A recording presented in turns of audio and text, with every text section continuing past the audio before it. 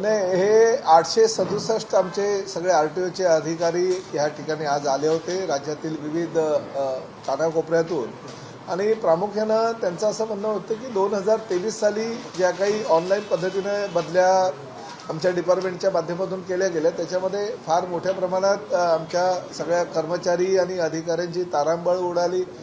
किंबहुना काही महिला अधिकाऱ्यांनी असं सांगितलं की 2 डायव्होर्सच्या घटना घडल्या, त्याचबरोबर 2 आमच्या महिला अधिकारी आहेत त्या प्रेग्नंट आहेत आणि त्यामुळे कौटुंबिक वातावरण सगळ्यांचं बिघडलेलं आहे. आमचे जे परिवहन खात्याचे आयुक्त होते त्यांच्या मतानुसार की ऑनलाईन बदल्यांमुळे काही दुसरेही अधिकारी माझ्याकडे येऊन भेटले की त्यांना योग्य त्या ठिकाणी बदली मिळाल्यामुळे त्यांना ते सोयीस्कर झालं. त्यामुळे कसं असतं की ह्या ऑनलाईन आणि ऑफलाईन प्रक्रियेमध्ये काही लोकांना न्याय मिळतो, काही लोकांवर अन्याय होतं असं त्यांचं म्हणणं आहे. परंतु शेवटी पारदर्शकता ही प्रत्येक खात्यामध्ये येणं गरजेचं आहे आणि त्या माध्यमातून शिक्षण विभाग असू द्या किंवा जलसंधारण विभाग असू द्या किंवा इतर काही खात्यांमध्ये ऑनलाईन बदल्या आहे. सर्वच डिपार्टमेंटमध्ये नाही आहेत, परंतु प्रयत्न आम्ही केला होता. परंतु 365 जवळजवळ महिला अधिकारी असल्या कारणानं राज्यामध्ये मुंबईपासून ते गडचिरोलीपर्यंत आमचं खातं जे आहे प्रत्येक ठिकाणी योग्य आणि ज्या पद्धतीने त्यांना पाहिजे त्या ठिकाणी त्यांना बदली मिळतेच असं नाही. परंतु शेवटी आम्ही प्रामाणिक प्रयत्न ह्या ठिकाणी करतोय. त्यांनी निवेदन दिलेलं आहे कारण एकच संघटना आहे त्यांची आणि त्यामुळे त्या निवेदनाच्या माध्यमातून आम्ही त्यावर अभ्यास करू. योग्य प्रकारे जर ऑनलाईन बदल्यांच्या माध्यमातून सर्व मॅक्झिमम लोक टक्केवारी आम्ही काढू की 80-90% लोकांना जर न्याय मिळत असेल तर ऑनलाईन पद्धतीच्या बदल्या तशाच ठेवू. परंतु जर काही चुकीच्या पद्धतीनं घडत असेल किंवा सर्व अधिकाऱ्यांना न्याय मिळत नसेल आणि कामामध्ये सुसूत्रता येत नसेल आणि त्याचबरोबर जर काही अडचणी कौटुंबिक निर्माण होत असेल आमच्या अधिकाऱ्यांमध्ये तर त्यामध्ये बदल करण्याचा आम्ही विचार करू. परंतु हे करत असताना मला शेवटी माझं डिपार्टमेंटही बघायचं आहे. गेल्या वर्षापर्यंत आम्ही राज्याला 15,000 कोटी रुपयाचं वार्षिक उत्पन्न देणारी आरटीओ होती. म्हणजे ह्या मार्च महिन्यामध्ये 15,000 कोटी रुपयाचा जे आम्हाला अंतिम देय द्यायला सांगितलं होतं ते आम्ही पूर्ण केले आणि ह्या वर्षी तब्बल आम्हाला 2,000 कोटी रुपये अतिरिक्त महसूल उत्पन्न वाढीचं आम्हाला अर्थ खात्यानं ते उत्पन्न वाढवावं असं सांगितलेलं आहे. त्यामुळे गेल्या वर्षापर्यंत म्हणजे 24-25 पर्यंत 15,000 कोटी रुपयाचं उत्पन्नाचा स्रोत असलेली आरटीओ ही ह्या वर्षी 17,000 कोटीपर्यंत नेण्याचं उद्दिष्ट आम्हाला दिलेलं असल्याकारणानं आम्ही त्याही गोष्टीचा विचार करायला हवा की राज्याच्या उत्पन्नाचा स्रोत वाढवण्याला राज्यातील 5व्या क्रमांकाचं आमचं डिपार्टमेंट आहे. त्यामुळे अशा बदल्या ऑनलाईन पद्धतीनं असू द्या किंवा ऑफलाईन पद्धतीनं असू द्या त्याच्या उत्पन्नावर काही परिणाम होऊ नये यासाठी सुद्धा आम्हाला विचार करणं गरजेचं आणि त्यामुळे ह्या सगळ्या कामामध्ये सुसूत्रता आणण्यासाठी आम्ही ह्याच आठवड्यात योग्य तो निर्णय घेऊ. संघटनांची बैठक सुद्धा झाली 25 तारखेला आणि त्याच्यात सुद्धा तोडगा निघाला नाही असं संघटनांचं म्हणणं आणि येत्या काही दिवसांमध्ये त्या आंदोलनाचा इशारा त्यांनी दिलेला. राज्यव्यापी आंदोलन करणाऱ्या सगळ्या परिवहन कार्यालयाच्या नाही, आपल्या माध्यमातून सगळे रिक्षा संघटनांची काही निवेदनं आमच्याकडे आलेली आहे आणि त्या माध्यमातून त्यांनी आंदोलनाचं जे आयुध आहे ते उगारण्याचा निर्णय घेतलेला आहे. मी आपल्या माध्यमातून त्यांना सांगू इच्छितो की शेवटी पर्यावरणपूरक गाड्या त्या रस्त्यावर उतरणं ही काळाची गरज आहे. पूर्ण जगामध्ये e bike taxi, e bike 3 wheeler, e bike 2 wheeler ह्याचा मोठ्या प्रमाणामध्ये वापर होत असताना भारत मात्र मागे आहे आणि आम्ही प्राधान्य देतोय. राज्य शासनाचं धोरण आहे की जास्तीत जास्त इलेक्ट्रिक वाहनांना प्राधान्य द्यायचं. तुम्ही बघितलं की आम्ही आताच निर्णय घेतला की ट्रक, टेम्पो, बसेस सारख्या वाहनांना सुद्धा आम्ही आता 15 ते 20% सूट देतोय. त्याचबरोबर काही वाहनांना आम्ही जे मुंबईचे मुख्य टोळ आहेत म्हणजे अटल सेतूपासून मुंबई समृद्धी किंवा आमचा कोस्टल रोडचा जो राजीव गांधी कोस्टल रोड आहे त्याला सुद्धा आम्ही सूट देतोय. त्यामुळे जास्तीत जास्त ई बाईकला प्राधान्य देण्याचा आमचा विचार आहे आणि शेवटी एक प्रवासी ज्या ठिकाणी असतो त्या प्रवाशांना 3 किंवा 4 प्रवाशांचं भाडं मोजावं लागतं. अशा परिस्थितीमध्ये जर सिंगल प्रवासी असेल आणि फक्त 15 किलोमीटरची मर्यादा आहे 15 किलोमीटरच्या आसपास परिसरामध्ये जर त्याला जायचं असेल तर त्याला सिंगल प्रवाशाला ई बाईकचा फायदा होईल. आणि प्रामुख्यानं रिक्षा असू द्या किंवा टॅक्सी असू द्या, त्यांच्या विरोधामध्ये सुद्धा अशा तक्रारी आहे की जवळचं भाडं ते नाकारतात. आता जर ई बाईक टॅक्सी ही आम्ही 15 किलोमीटरपर्यंत मर्यादित केली असेल आणि जवळचं भाडं जर तुम्हाला नको असेल तर मला असं वाटतं की अशा पर्यायाला विरोध करणं चुकीचं आहे. त्यामुळे प्रवाशांचा सुद्धा विचार रिक्षा संघटनांनी करणं गरजेचं आहे. आपल्या माध्यमातून मी त्यांना तेच सांगू इच्छितो की फक्त ई बाईकला आम्ही परमिशन दिलेली आहे, सरसकट सगळ्या बाईकना परमिशन दिलेली नाही. त्यामुळे ई बाईकचा प्रसार व्हावा हा मूळ उद्देश परिवहन खात्याचा आहे. आणि त्याचबरोबर जे रिक्षा चालक आहेत त्यांच्या मुलांना, त्यांच्या मुलींना जर ई बाईक घ्यायची असेल तर त्याला 10,000 रुपये अनुदान देण्याचा सुद्धा निर्णय आम्ही घेतलेला आहे. आणि त्याचबरोबर 10,000 रुपये अनुदान दिल्यानंतर पूर्णतः 100% कर्जही त्यांना मिळू शकतं. त्यामुळे याचा विचार करून त्यांनी जो काही संपाचा हत्यार किंवा विरोधाचा हत्यार जे उभारलेलं आहे ते त्यांनी मागे घ्यावं अशी मी विनंती करतो. सर, एकनाथ शिंदे आणि अजित पवार यांच्यामध्ये दुरावा निर्माण झाला की काय अशी राजकीय वर्तुळात चर्चा आहे. कारण दोघांचे नुकतेच कार्यक्रम झाले, दोघेही एकमेकांच्या कार्यक्रमाला अनुपस्थित होते. मी जबाबदारीनं सांगतो, वरळीच्या जांभोरी मैदानाच्या कार्यक्रमाला मी स्वतः हजर होतो. एकनाथ शिंदे साहेब दरे गावामध्ये होते आणि पर्यटन महोत्सव महाबळेश्वरला होता शंभूराजे देसाई यांच्या माध्यमातून घेण्यात आलेला. त्या दरेपासून महाबळेश्वर अवघ्या 40 किलोमीटर अंतरावर आहे. फक्त ते जवळ अंतर असल्याकारणानं त्या ठिकाणी जायचं असल्याकारणानं त्यांनी 4 वाजता अजितदादांना फोन करून येऊ शकत नसल्याबद्दल सांगितलं होतं. आणि त्यामुळे मी स्वतः तो पुरस्कार त्यांनी जो दिलेला आहे तो घ्यायला गेलो होतो. त्यावेळेस अजितदादांशी माझी चर्चा सुद्धा झाली. काही वेळा काही कार्यक्रमाला येऊ शकत नसतात मुख्यमंत्री किंवा उपमुख्यमंत्री, म्हणून काय लगेच दुरावा निर्माण झाला असं काही नाही. आणि त्याचबरोबर अजितदादांचे इतर काही कार्यक्रम होते पक्ष प्रवेशाचे वगैरे, त्यामुळे ते महाबळेश्वरच्या कार्यक्रमाला जाऊ शकलेले आहे. म्हणून लगेच दुरावा झाला असं तुम्ही म्हणताय. आणि राजकीय निरीक्षकांच्या म्हणण्या असं नाही, तुमच्या पत्रकारांच्या म्हणण्यानुसार दुरावा वगैरे तसं काही नाही. महायुतीचं सरकार आहे आणि मस्त आमच्या तिघांचा फेविकॉलचा जोड आहे. ते जाऊ दे हो. आता विचार करा की संजय राऊत साहेबांचं पुस्तक घ्यायला पवार साहेब उठलेही नाही. म्हणजे असा दुर्दैवी फोटो मी माझ्या आयुष्यातला पहिल्यांदा बघितलाय की पवार साहेब बसलेले आहेत आणि पुस्तकाचं जे काय स्वर्गातून नरक की नरकातून स्वर्ग असं काहीतरी आहे. त्यामुळे त्या संजय राऊत साहेब काय म्हणतायत त्यासाठी प्रत्येक प्रश्नाचं उत्तर आम्ही द्यायला बांधील नाही. एकनाथ शिंदे स्वतः माजी मुख्यमंत्री म्हणून घ्यायला अजूनही मानत नाहीयेत आणि देवेंद्र फडणवीस यांना ते मुख्यमंत्री मानत नाहीये असं ते नाही, असं काही नाहीये. हे तुम्ही तुमच्या सुपीक डोक्यातून काढलेली एक काहीतरी कल्पना आहे, असं काही नाही. आमचं चांगलं चाललेलं आहे, तुम्हाला बघवत नाही का? सर, पण वरळीचा जो कार्यक्रम झाला त्यामध्ये तुम्ही शिंदे साहेबांचे प्रतिनिधी म्हणून उपस्थित होतात. पण असं असलं तरी अजितदादांनी देखील नाराजी व्यक्त केली होती स्वतः एकनाथ शिंदे साहेब या कार्यक्रमाला. हो, त्यांनी ही नाराजी व्यक्त केली होती. पवार साहेबांनी पण त्या कार्यक्रमाला यायला हवं ही पण त्यांची नाराजी होती. परत उद्धव साहेबांनी यायला हवं होतं ही सुद्धा त्यांची नाराजी होती. काही व्यस्त कार्यक्रमामुळे ते सर्व येऊ शकले नाही.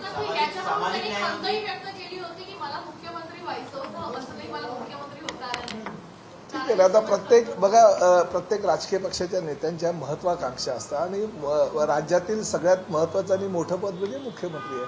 जर एखाद्या मोठ्या पक्षाच्या प्रमुखाला मुख्यमंत्री व्हावं असं वाटत असेल तर त्यात काही गैर नाही आहे ना. परंतु प्रत्येक गोष्टीची ही काळ आणि वेळ ठरलेली आहे, त्याच वेळेस तो व्यक्ती मुख्यमंत्री होत असतो. आज चंद्रशेखर बावनकुळे म्हणाले की काँग्रेस पार्टी खाली करा, आपल्या पक्षात अनेक जण घ्या, संधी मिळेल तुम्हाला असं हे खाली करा असं ते त्यांचं जे वक्तव्य आहे ते कुठेतरी ऑडिओ क्लिप काहीतरी आणि ती पुसटशी आहे, ती ऐकायला पण योग्य प्रकारे येत नाही.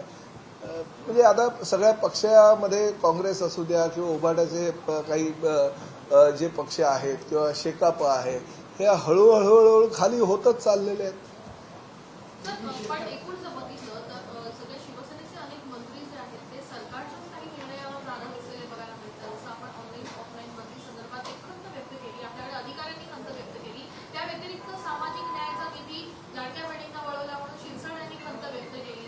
रायगडचं पालकमंत्रीपद मिळत नाहीये म्हणून भरत गोगावले नाराज आहेत. म्हणजे नेमकं काय झालंय? नाराज असं बघा कसं आहे माहितीये का, कुटुंब असतं एखाद्या कुटुंब, आता आमचं तर एकदम म्हणजे जवळजवळ 42 लोकांचं कुटुंब आहे, त्यामुळे थोडंसं असतं. परंतु आमच्या पक्षाचे प्रमुख एवढे सक्षम आहे की कोणाची काही खंत किंवा नाराजी वगैरे काय असेल तर त्यावर ते ताबडतोब तोडगा काढतात. आदरणीय मुख्यमंत्री देवेंद्रजी आणि आदरणीय अजितदादा आणि आदरणीय एकनाथ शिंदे साहेब हे एकत्रितपणे निर्णय घेतात आणि ज्या काही एक वाक्यता थोडीशी व्हायला हवी यासाठी पुढाकार घेऊन ते त्यावर मार्ग काढत असतात आणि ह्याही गोष्टींवर मार्ग निघेल याची मला खात्री आहे. सर, स्कूल बस संदर्भात मध्यंतरी सुद्धा बैठक झाली आणि त्यामध्ये अनेक गोष्टी सुरक्षिततेबाबत चर्चा झाली. नेमकं याविषयी काही तोडगा निघाला? हो, स्कूल बसच्या बाबतीतला अहवाल आम्हाला जे आम्ही पाटील नावाचे निवृत्त अधिकारी नियुक्त केले होते त्यांचा अहवाल प्राप्त झालेला आहे आणि त्या अहवालाच्या अनुषंगानं आम्ही 8 तारखेला यशवंतराव चव्हाण प्रतिष्ठानमध्ये त्या बाबतीतलं एक बैठक म्हणजे राज्यातील पालक संघटना, राज्यातील शिक्षक संघटना, राज्यातील ज्या बस वाहतूक करणाऱ्या संघटना आहे, विद्यार्थी बस वाहतूक करणाऱ्या संघटना आहे, त्याच्या संघटनेच्या प्रतिनिधींबरोबर आम्ही चर्चा आयोजित केलेली आहे. कारण एकट्या प्रताप सरनाईकनी किंवा परिवहन खात्यानं हा निर्णय घेऊन होणार नाही आहे. त्यामुळे सगळ्या संघटनांना विश्वासात घेऊनच त्यांचा काय म्हणणं आहे ह्या विचार करूनच आम्ही त्यावर योग्य तो निर्णय घेऊ. जे ई गाड्या आहेत त्यांना टोल माफी संदर्भात टोल माफी दिलेली आहे ना, निर्णय झालेला आहे. कुठे कुठे हे टोल माफी? तीन जे टोल नाके प्रमुख आहे म्हणजे अटल सेतू, समृद्धी आणि राजीव गांधी तर ह्या 3 सीली तर ह्या 3 ठिकाणी टोल माफी दिलेली आहे. परंतु मी ह्या मताचा आहे की सर्व टोल नाक्यांवर राज्यातल्या जे आमच्या अधिकारामध्ये आहे सर्व टोल नाक्यावर ह्या इलेक्ट्रिक ज्या गाड्या आहेत त्यांना टोल माफी मिळाली पाहिजे आणि टोल माफी मिळून आम्ही त्या टोल जो कॉन्ट्रॅक्टर आहे त्याला आम्ही काही त्रास देणार नाही. आम्ही ह्या इलेक्ट्रिक वाहनांची टोल माफी जी होईल त्याची प्रतिपूर्ती त्या कॉन्ट्रॅक्टरला करू. हा सरकार भार उचलेल आणि पूर्णतः इलेक्ट्रिक गाड्यांना प्राधान्य देण्याचा शासनाचा विचार आहे. किंबहुना पुढल्या 10 वर्षामध्ये 2035 मध्ये जास्तीत जास्त म्हणजे 90% तरी इलेक्ट्रिक वाहनं रस्त्यावर आली पाहिजे ह्या मताची महायुतीचं सरकार आहे. सर, राहुल गांधींकडून पंतप्रधान नरेंद्र मोदी आणि अमित शहा यांनी शिकावं, माफी मागावी काही चुकलं तर. नाही, 1980 साली झालेली चुकी, 45 वर्षापूर्वी झालेली चुकी आणि त्या चुकीमुळे देशाच्या तत्कालीन राजकीय नेत्यांचं झालेलं नुकसान हे आत्ता जर 50 वर्षाच्या राहुल गांधींना कळत असेल आणि मला मध्यंतरीच्या काळामध्ये राहुल गांधींचं एक वाक्य मला आठवलं की ह्या संदर्भात माझी आजी, मी लहान असताना माझ्याशी चर्चा करायची किंवा मला सांगायची, म्हणजे ते 5 वर्षाचे होते त्यावेळेस आजी त्यांच्याशी ह्या विषयावर चर्चा करायची. म्हणजे हे आश्चर्य आहे. आणि 1980 सालची जी चुकी आहे ती आता त्यांनी जाहीरपणे व्यक्त करणं म्हणजे मला असं वाटतं की राजकीय परिपक्वता ह्यात काही नाही. खूप बरं वाटलं. बघा, माझ्या आयुष्यामध्ये मी 8 वर्ष ऑटो रिक्षा चालवली. म्हणजे मी दिवसा ऑटो रिक्षा चालवायचा आणि रात्री माझी बुर्जी पावची गाडी होती डोंबिवली स्टेशनला. त्यामुळे एवढ्या वर्षानंतर आणि काय झालं की माझी गाडीचा जो नंबर आहे त्याच नंबराची ऑटो रिक्षा ती बघितली आमच्याच एका कार्यकर्त्यानं. ती म्हणजे मला कल्पना नाही की त्यांनी ऑटो रिक्षाला तो नंबर कसा मिळाला, परंतु तो नंबर मिळवून तो माझ्यासमोर आला आणि त्यानंतर मला माझी जुनी आठवण झाली आणि मी चालवली. आणि असं फक्त 4-5 किलोमीटर आणि त्या प्रवासी म्हणून त्याच्या 2 मुलांना, लहान मुलांना त्याला घेऊन गेलो. सर, 1.5 वर्षानंतर सुप्रीम कोर्टामध्ये 7 महिला सुनावणी आहे लागलेली आहे पक्ष आणि चिन्हाच्या संदर्भातली. अजूनही विश्वास तुमच्याकडून व्यक्त होतोय, परंतु दुसऱ्या शिवसेनेकडून देखील हा विश्वास व्यक्त होतोय. न्यायालयावरती विश्वास असल्याचं त्या ठिकाणी म्हटलं. न्यायालयाचा निर्णय झालेला आहे. म्हणजे न्यायालयाचा निर्णय म्हणजे निवडणूक आयोगाने जो निर्णय दिला तो न्यायालय देईल ही आम्हाला अपेक्षा आहे. आणि आम्ही विधानसभेच्या आणि लोकसभेच्या दोन्ही निवडणुका ह्या आमच्या अधिकृत असलेल्या शिवसेना प्रमुख आदरणीय बाळासाहेब ठाकरे यांच्या विचारावर चाललेल्या आणि माननीय एकनाथ शिंदे साहेब प्रमुख असलेल्या शिवसेनेच्या धनुष्यबाणावर आम्ही लोकसभा आणि विधानसभा लढलेलो आहे.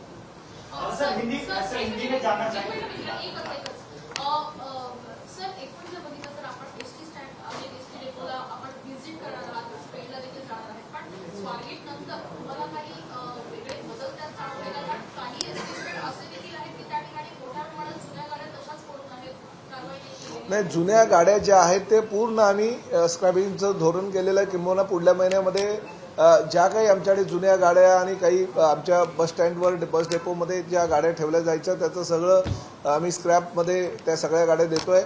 हा पहिला प्रश्न. आणि दुसरा प्रश्न असा आहे की 5,000 गाड्या दरवर्षी घेण्याचा आमचा निर्णय झालेला आहे. म्हणजे पुढल्या 2029-30 मध्ये आमच्याकडे 25,000 किमान गाड्या असतील असा आमचा अंदाज आहे.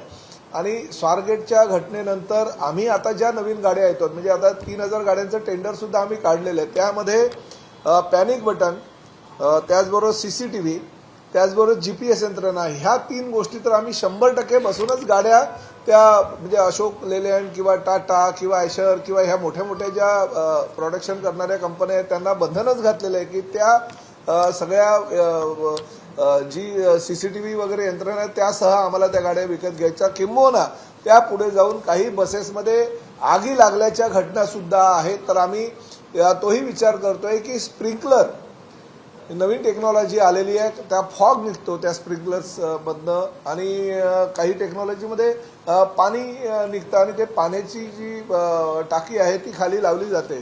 तर स्प्रिंकलर सुद्धा लावण्याचा आमचा विचार आहे जेणेकरून जर आगीच्या घटना घडल्या तर ताबडतोब जीवितहानी त्यामध्ये नुकसान एसटी महामंडळाचं होणार नाही आणि जीवितहानी किंवा प्राणहानी होणार नाही. सर, काही एसटी स्थानकं आहेत तालुका स्तरावरती गेल्या 5 वर्षापासून ते आधुनिकीकरणाच्या नावाखाली तोडलेले आहेत. अजूनही तिथे अनेक ठिकाणी वीट रचल्या गेलेल्या आहेत. विशेषतः नाही, ते सगळा अहवाल मी मागवलेला आहे आणि आता तुमच्या माहितीकरता सांगतो, सगळा अहवाल मागवलेला आणि ह्यानंतर पुढल्या 6 महिन्यामध्ये आमच्या जवळजवळ 800 ते 850 एसटी स्थानकाचं पूर्णपणे आम्ही PPP तत्वावर ते मॉडेल आणतोय.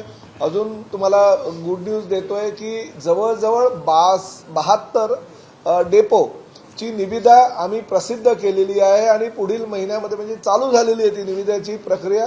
15 तारीख त्याची आम्ही काही ठेकेदारांबरोबर चर्चा करण्यासाठी आमच्या अधिकाऱ्यांनी वेळ दिलेली आहे. 15 तारीख त्यावेळेस निर्णय आम्ही योग्य प्रकारे घेऊ आणि अजूनही त्यामध्ये काय प्रगती करता येईल का हे बघू.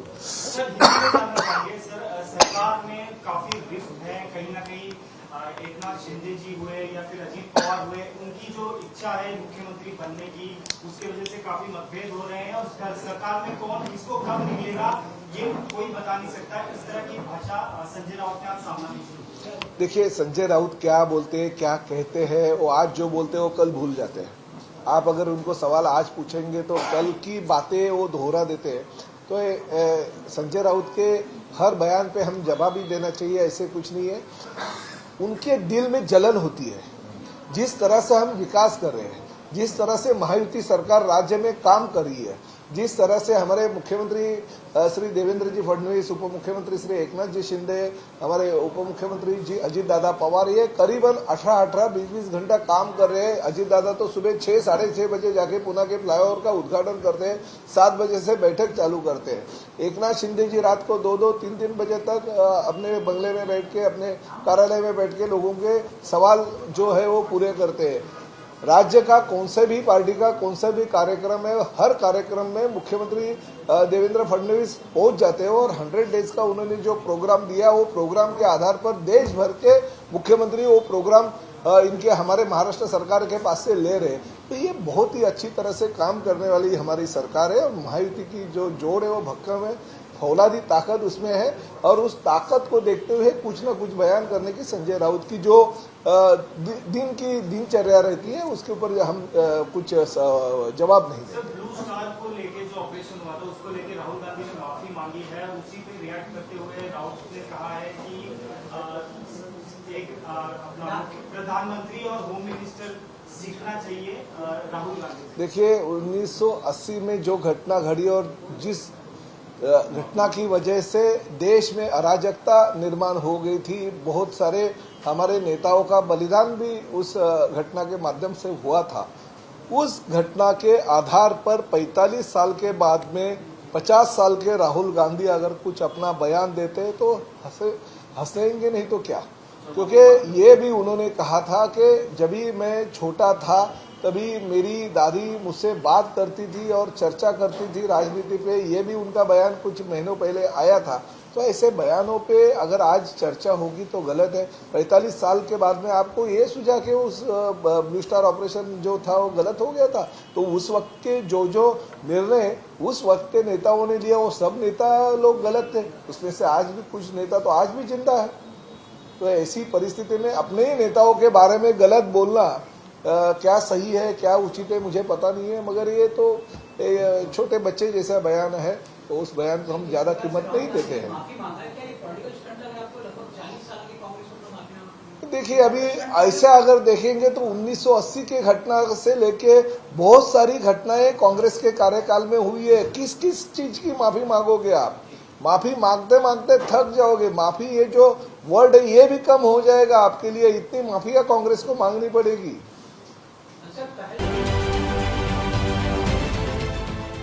देश विदेशातील प्रत्येक घडामोडींचे लाईव्ह अपडेट मिळवण्यासाठी आता साम टीव्हीच्या सर्व सोशल मीडिया प्लॅटफॉर्मला लाईक, फॉलो आणि सबस्क्राईब करा। तसंच सर्व नोटिफिकेशनसाठी बेल आयकॉन प्रेस करायला विसरू नका।